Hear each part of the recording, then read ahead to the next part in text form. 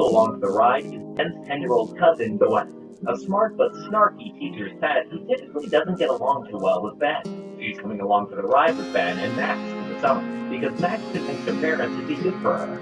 And so, here we are, the core 3 of the series. Also, this is the Omnitrix. It's a watch from space that lets its users transform to a number of different aliens. You're used to hearing about it a lot. There's more to cover a lot later down the line. But now, let's go ahead and hop into episode 1, and then we'll pretend.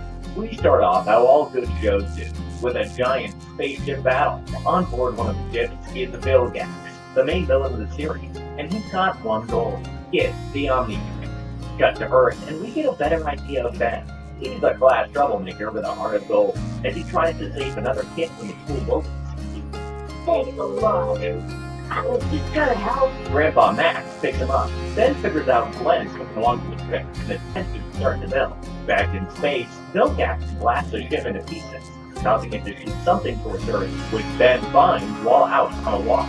It opens up and reveals a green and white block, which immediately latches onto Ben's wrist, causing him to panic. Yes, that's the Omnitrix. After a while, he messes with it and becomes his first alien, Black. In Aliens, with these 2 flames and fireballs, he freaks out when he realizes his power and sets the forest on fire by accident, which Grandpa and Gwen see off in the distance. They head off to find Ben and put out the fire. And after explaining the whole ordeal to them, Ben does a 5D darkness elsewhere. Vilgax is super damaged after the space battle, so he sends a robot to Earth to go grab the Omnitrix. Grandpa, who honestly seems to know something about what's going on, believes Ben and says he's an alien. Or, he just looks like one right now. The symbol on his left chest blinks, and Ben goes back to normal. Just as the robot, Vilgax said, lands on Earth and sends out drones. Ben fiddles with the Omnitrix again and becomes Wildfire, the second alien, an orange dog with no eyes, but definitely an insensitive, kinda like Spider-Man. He must have Peter Tingle. He takes out one of the drones, but times out and goes back to human form right in front of the second one, who thankfully is taken down by Gwen using a shovel. Ben uses the watch one more time to become a diving head, an alien who can shoot into crystal and takes down the robot, but is forced to kind of celebrate too short when he realizes it's a secret identity. Look at him go, Ben! Vilgax vows to take the watch from Ben, and Ben shows off one more alien, XLR8, a super fast alien. So yeah, with all these powers, you can imagine all the things Ben can get up to. In the next episode, we start off with Ben visiting his family from a house fire, and we get an introduction to his obsession with sumo slammer cars, kind of blowing his cover.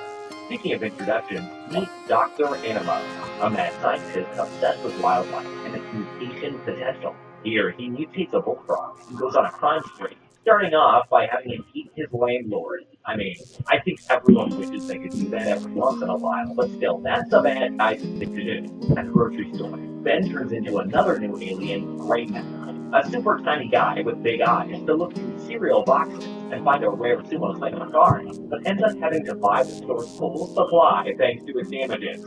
After finding another rare car, Ben sees Animo bursting the store on his frost, intending to shoplift whatever he needs for his experiments. He mutates a bird and a hamster, and really drives Ben. But thankfully, even when the Omnitrix is on cooldown, Ben's got the courage to at least take out the hamster. Now you got hamsters connected with it. Animo leaves, and the gang follow him to the Natural History Museum, where he reanimates a mammoth to become his servant. To fight the thing, Ben becomes yet another new alien, 4 arms. A super strong red dude with, you guessed it, 4 arms to grab it by the tongue and slam it. Gwen also proves herself to be pretty handy in combat as well. No spacewalk required. Animo escapes yet again, using a T-Rex he brought back to life, and this time takes Gwen with him, with Ben timing out at the least opportune moment imaginable. Ben and Max find Gwen after Animo and his mutant pets drop her off on top of the Washington Monument. And so, Not like it, 0 time. Ben a green bug thing to fly up to get her before she splashed onto the ground. They pick up the bird, and after Ben drops Gwen off his grandpa, he puts his love for sumo slammers aside to destroy Animo's helmet. which is the source of his power. He kept the helmet as a souvenir though. Here's hoping Animo doesn't get his dream invite again. So the next episode isn't a super important series, but it has a few important parts, so I'm going to speed run through it here really quickly. Time to start now. After playing a prank on Blood,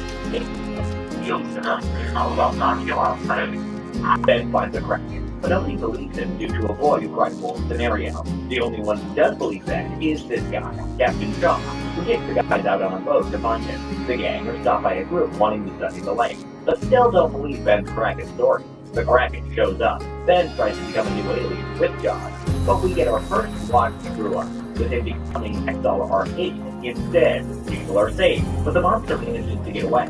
Ben and Shaw go after it themselves against Max's vision. Find an end. Shaw is kidnapped by the study group. Ben saves him, and everyone figures out the study group is actually just guys who run a cannery. Who would eat Kraken eggs? Ben finally becomes Rip God, the healer of fish looking thing that swims fast, bites hard, and can only breathe underwater, and saves the Kraken's eggs from the cannon guy. And then gets caught by Shaw, who thinks he's one of the Kraken's babies. Theo's kind of sneaky there. So the next episode kinda has the same deal as the last one, where it's got new aliens and Job. So let's try and sit through this. We kick off with Ben stopping some Asian robbers using the new aliens. Upgrade, who can take over any form of technology, which in this case is a truck. You know, I'm just now starting to wonder, how the heck does Ben feel when he does all this, Anyway, Ben, Gwen, and Grandpa head over to their Aunt Vera's place. Some body snatcher aliens attack the senior neighborhood, and Ben gets bored with his aunt's house and decides to mess around. He becomes a new alien, Ghost Freak. The name says all, and he goes to investigate the town, finding a suspicious old guy and following him until he times out. After a brief chase, the man is scared off by water, leaving Ben utterly confused. Ben and Gwen look for the old guy, but get attacked by more alien seniors, and run into Grandpa Max, who, yes, is also now one of them. Good God, look at those teeth. He can keep brushing. Long story short, the kids find the body snatchers have been storing the humans. They free Grandpa. The aliens reveal their true, utterly terrifying form. Ben and Gwen take the aliens out, keep the water, and save all the seniors before the aliens fly away in their UFO. Alright, back to more lore-heavy episodes. Bill Gax gets 3 bounty hunters to go after Ben. 6-6, the purple dude, Tetrax, this guy on the hoverboard, and Crab. He's the Crab.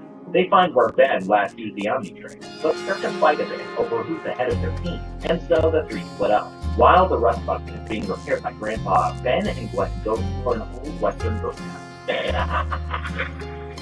You know when you're so stupid. You don't scare me.